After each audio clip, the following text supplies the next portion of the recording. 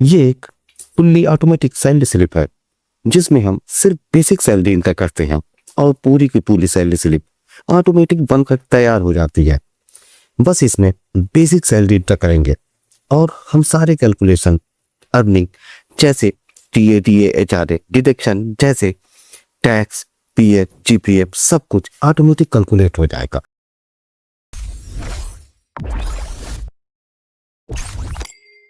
Mainly salary slip के 3 part हों। पहला कंपनी और एम्प्लॉय डिटेल, जिसमें कंपनी की डिटेल, कंपनी का नाम, उसका एड्रेस, उसका फ़ोन नंबर, उसके मेल आईडी, उसका वेबसाइट और कंपनी के बारे में सारी डिटेल दी हुई होती है, जो सबसे कंपनी के एम्प्लॉय के सबसे ऊपर यहाँ पर दिया हुआ होता है। सबसे ऊपर दिया होता है मतलब जहाँ पर लिखा होता है कंपनी एम्प्लॉय सैलरी स्लिप, उसके जस्ट नीचे।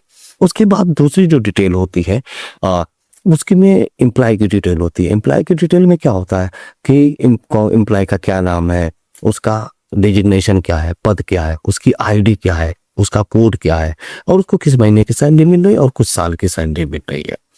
इसके बाद जो दूसरा पार्ट है अर्निंग का, ये अर्निंग का जो पार्ट है वो सबसे मेन पार्ट माना जाता है, अर्निंग और डिडक्शन का पार्ट। तो अर्निंग वाले पार्ट में हमको जो सबसे पहली चीज जो मिलती है वो बेसिक सैलरी। बेसिक सैलरी इसको हिंदी में वो मूल वेतन कहते हैं। मूल वेतन क्या होता है कि जो जो एम्प्लॉय को हर हालत में नहीं मिल रहा है किसी भी कंडीशन में, उसी को हम मूल वेतन कहते हैं। अच्छा, जो उसके बाद जो मूल वेतन, अच्छा इसी से सारा सैलरी स्लिप कैलकुलेट होती है। जैसे ही हम मूल वेतन देके चेंज करते हैं पूरी सैलरी स्लिप चेंज हो जा रही है। जैसे ही मूल वेतन आपका चेंज होगा वैसे पूरी सैलरी, क्योंकि हमने इस तरीके से इसको डिजाइन किया है कि मतलब आपसे बेसिक सैलरी देंगे तो भी आपका कैलकुलेशन घट जाए या बढ़ जाए।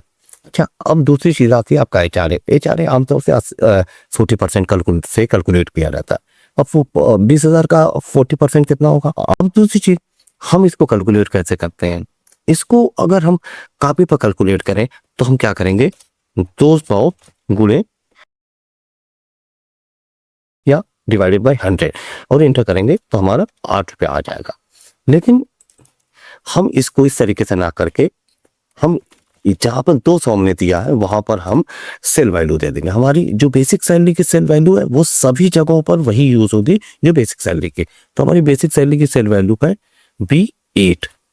देखिए B8 क्यों कह रहे हैं कि देखिए बी वाले कॉलम को देखिए और 8 वाले कॉलम को देखिए, यही बेसिक सैलरी की वैल्यू है। अच्छा, और हम इसको और आसान भाषा में डिवाइडेड करेंगे तो भी आएगा यही रिजल्ट, और 0.4 मिल करके इंटू कर देंगे तो भी वही रिजल्ट आएगा। चलिए अब देखिए बेसिक सैलरी हम जैसे 20,000 करते हैं तो देखिए वो 8,000 हो गए। तो ये सारी चीजें हमें इसी सेल वैल्यू B8 से ही हमें सारी चीजें कैलकुलेट करती हैं, इस बात का ध्यान रखिएगा। अब देखिए यहाँ पर भी हमें जो डीए मिलता है, डीए का मतलब क्या होता है, डियरेंस अलाउंस। डियरेंस अलाउंस क्या होता है कि जो महंगाई भत्ता सरकार के द्वारा या एम्प्लॉयर के द्वारा मिलता है, जो कंपनी का मालिक होता है उसके द्वारा जो मिलता है उसे हम क्या कहते हैं, डीए कहते हैं। डीए कितना मिलता है, 10%। 10% से कैलकुलेट कर दें ताकि हमें आसानी से समझ में आए। तो डीए हमने यही B8 से हमने डीए निकाल दिया। उसके बाद हमारा है टीए।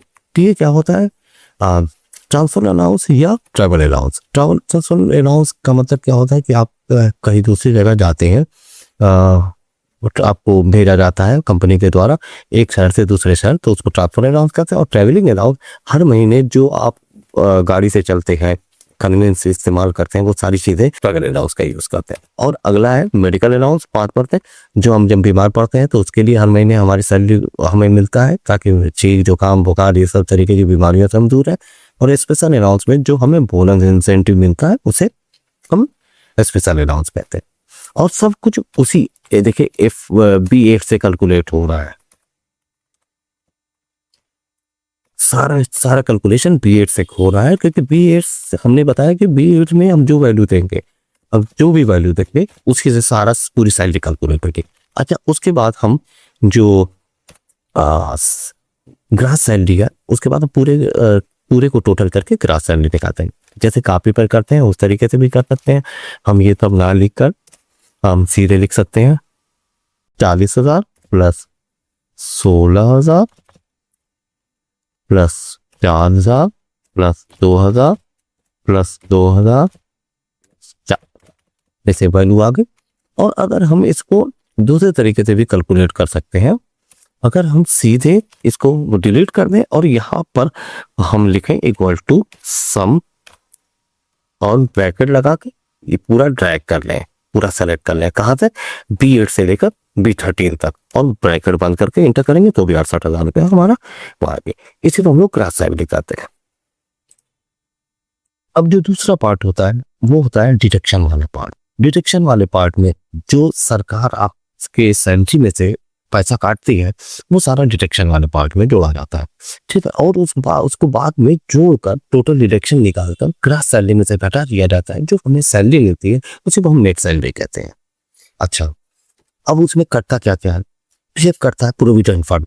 जब आप रिटायर हो जाते हैं या पूरे हो जाते हैं उस वक्त आपको सैलरी नहीं मिलती है, उस टाइम में आपको मिलता है PF और ESI और प्रोफेशनल टैक्स जो आप हर महीने जमा करते हैं, इनकम टैक्स जो आपके हर महीने करता है, या लोन डिडक्शन अगर आपने कोई वो किया है, पैसा ले रखा है। तो ये सारी चीजें कटकर हमें, और ये भी सारी चीजें बेसिक सैलरी से ही कैलकुलेट होती है। देखिए B8 से सारी चीजें कैलकुलेट हो रही हैं, तो ये सारी चीजें हमारी सैलरी में से डिटेक्ट होती हैं, ठीक।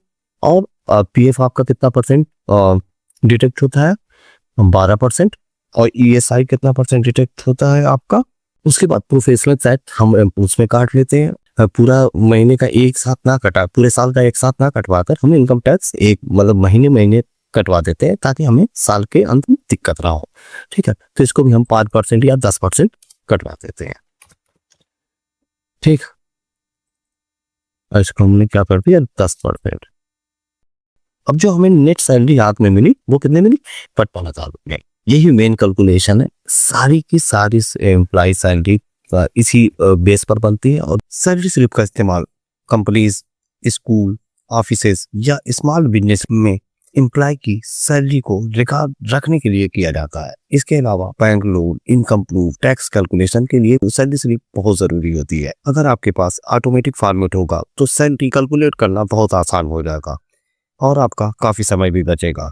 अगर आप अकाउंटेंट है, ऑफिस वर्कर है, HR वर्कर है, क्लर्क है, या डेटा एंट्री फील्ड में भी अपना करियर बनाना चाहते हैं तो एक्सेल में सैलरी स्लिप बनाना बहुत ही यूजफुल आपके लिए स्किल होगी। इतना काम करने में हमें आमतौर से 8 से 10 मिनट, 12 मिनट, 15 मिनट लग जाता है। लेकिन अब इसी काम को हम 10 सेकंड, 15 सेकंड, 20 सेकंड में कैसे करेंगे, अब हम नेक्स्ट स्टेप ये जानने वाले हैं। तो वीडियो को अंत तक पूरा देखें क्योंकि जो नेक्स्ट स्टेप है वो आपके लिए और इससे ज्यादा भी इंपॉर्टेंट होने वाली है। सबसे पहले हम गूगल खोल लेंगे। गूगल खोलने के बाद हम जो दूसरा काम करेंगे, इसमें टाइप करेंगे chatgpt.com और chatgpt.com को हम खोल लेंगे।